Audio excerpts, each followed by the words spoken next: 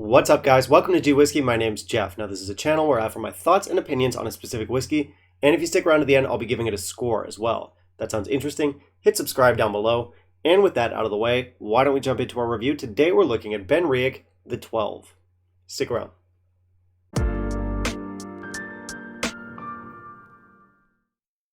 So we're back with another Benriach today. Benriach is a Speyside distillery, and if I'm not mistaken, I think this is the last of their entry-level expressions that I have to review on this channel. I think I've done the other ones.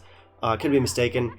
Anyway, we've got the 12 with us today. This one is a 3-cask matured whiskey, which is kind of interesting. Those casks being bourbon, port, and sherry. Now, Benriach has always been a kind of experimental distillery. They have a long history of playing around with styles, playing around with casks, and I like that. I mean, it's very hit or miss, but at least they have the balls to try new stuff. Some of the weirdest and most eclectic whiskeys I've ever had have been Benriachs, peated with an experimental wine finished, double finished, triple matured, whatever. I mean, they're definitely an out-of-the-box distillery. Now, as you're watching a whiskey review on YouTube, I'm going to assume you know who Ralphie is. Ralphie often refers to the distillate at Benriach as a chameleon malt, and that makes sense because it is something that can be worked into a lot of different styles. It works with different finishes, it can be peated, it can be basically anything you want it to be, and that's one of the things that I find very interesting about Benriach in particular. Speaking of Ralphie, Ralphie did not like this one. He hated it, or at least he was very underwhelmed with it, which of course isn't to say that I'm going to dislike it or that you're going to dislike it. Obviously, part of the fun with whiskey is that people are going to have different opinions. Anyway, regardless of how Ralphie felt about this whiskey, there is one thing that I want to agree with him right off the bat with, and that is that this is a whiskey that is better with water. I don't add water to the majority of my whiskeys. Usually I prefer them without, but it's always a good idea to kind of tinker around with water a little bit. Once in a while, it really does elevate the experience, and I would say that is the case with this whiskey here. A couple drops of water in your glass is going to round out some of the flavors in here. Anyway, reviews on this stuff are pretty mixed. Obviously, there's some big personalities out there who are less than impressed.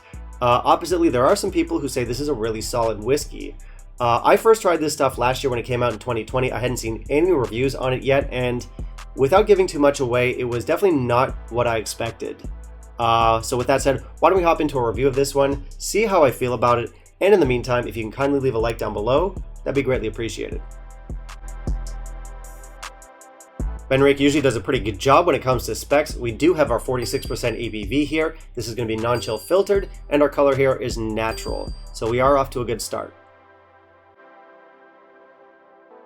So you can take a look at our color here. It is not a dark whiskey, but we've definitely had some cask influence to it. I do like these new Benriach bottles. I think they're clean. I think they're modern. It's got a very sort of clean-cut looking label, which is a style that I've seen a few brands adopting recently, and fair play to them. I think the look works. Presentation score here is going to be 3.5 out of 5. They do give us the cask they use in the production. They also give us some tasting notes down here. All of that's great. They don't mention that it's non-chill filtered or naturally colored on our label. We have to look to the box for that. It should be here. Beyond that, there isn't too much noise. There isn't too much nonsense. Overall, pretty solid look. It's not outstanding, but I do think with these new labels, we have a more mature look for the brand than what we've had from them in the past. Let's try the nose. Nice, very dry. This is a dry nose. Lots of honey, maybe a slightly darker honey, like an amber honey here. I'm getting cereal, I'm getting grain, some vanilla in here. We got some maple sugar, we've got some spices like white pepper, we've got cinnamon in here. Maybe a little touch of rum raisin. There's some indistinct fruity notes in here. On one side we have this kind of like candied fruit, and on the other these really fresh, juicy, fruity notes. What I like in this is that the sherry and the port are present, but they haven't overwhelmed the bourbon cask, which is interesting. And now the palate.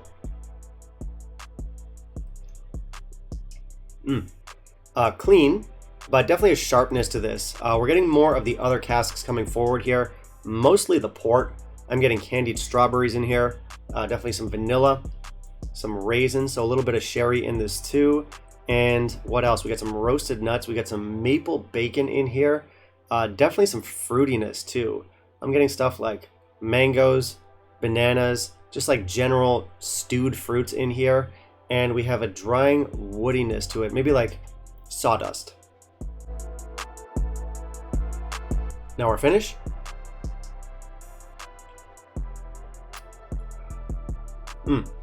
Nice. We're getting more drying here. I'm getting salted peanuts, malt, aspartame, bubbly Diet Coke, which is oddly specific, but I'm getting it here. What else? We're getting white pepper in here.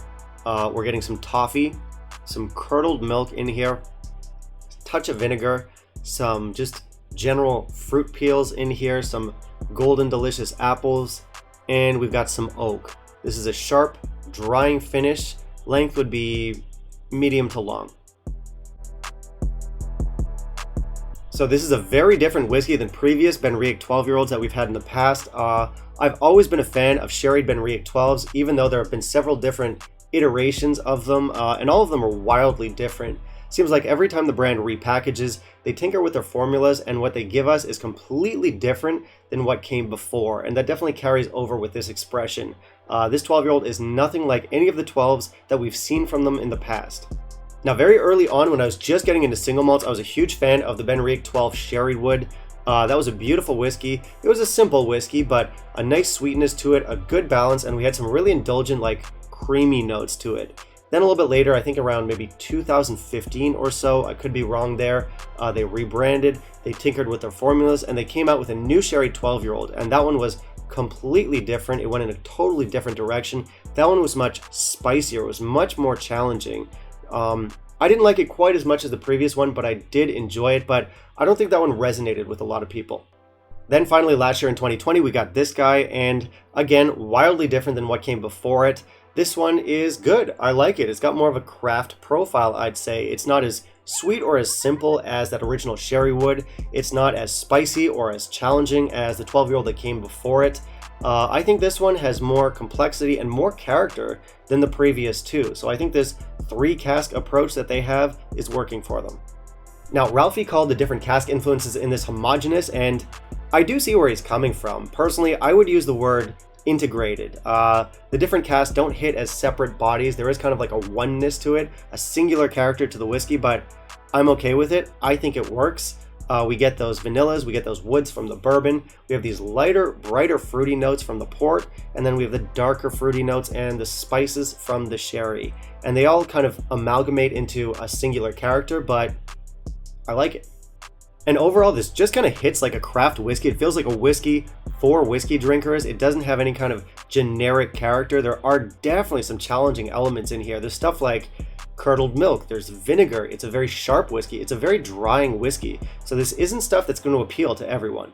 Another interesting thing about this whiskey is that the wine casks don't dominate the flavors. They're not at the fore. Usually sherry and port can be pretty loud flavors. Oftentimes they'll just kind of take over the character of the whiskey, and that didn't happen here. We have lots of malty notes coming through from the distillate, and we also have lots of, as I said, woods and vanillas coming through from the bourbon cask. So much so that I would say that the bourbon cask is more prominent than the other 2 casks. And that's just not something you see too much. If I were to arrange the casks in this in terms of like prominence in the flavor, I'd definitely put bourbon first, then you'd have your port, then your sherry at the back. And as I said, sherry is a powerful flavor. Odd to have it way at the back there. They definitely weren't using anything like first fill sherry casks in this. Probably seasoned or not charred. We have some charred notes in there.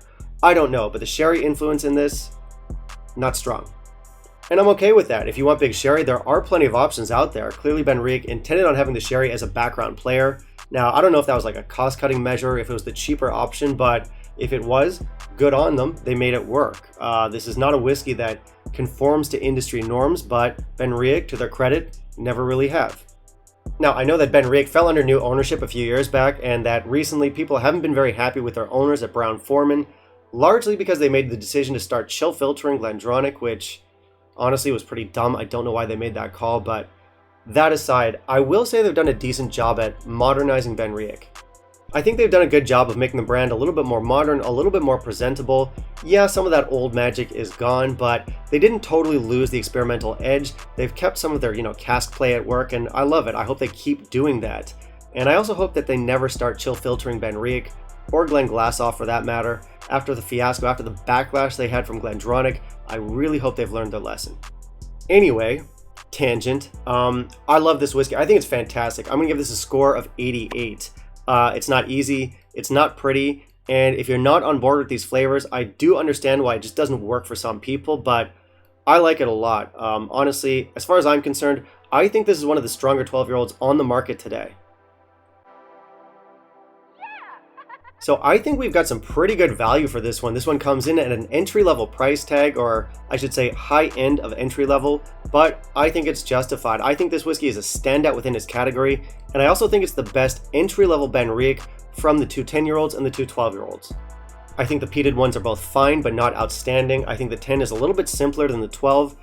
For me, this one just hits that sweet spot. It's the perfect combination of interesting, challenging, and characterful. So definitely one I think is worth the price of admission. Alright, that's going to be it for me today, guys. Thank you very much for watching. As always, hit subscribe down below, click that little bell icon, and of course, smash the like. Now, I do want to hear from you. Have you tried Benriach the 12? How does it compare to the rest of their affordable core range? And finally, down in the comments, let me know what you want to see me review next, and I'll keep it in mind for my upcoming videos. Bye, guys.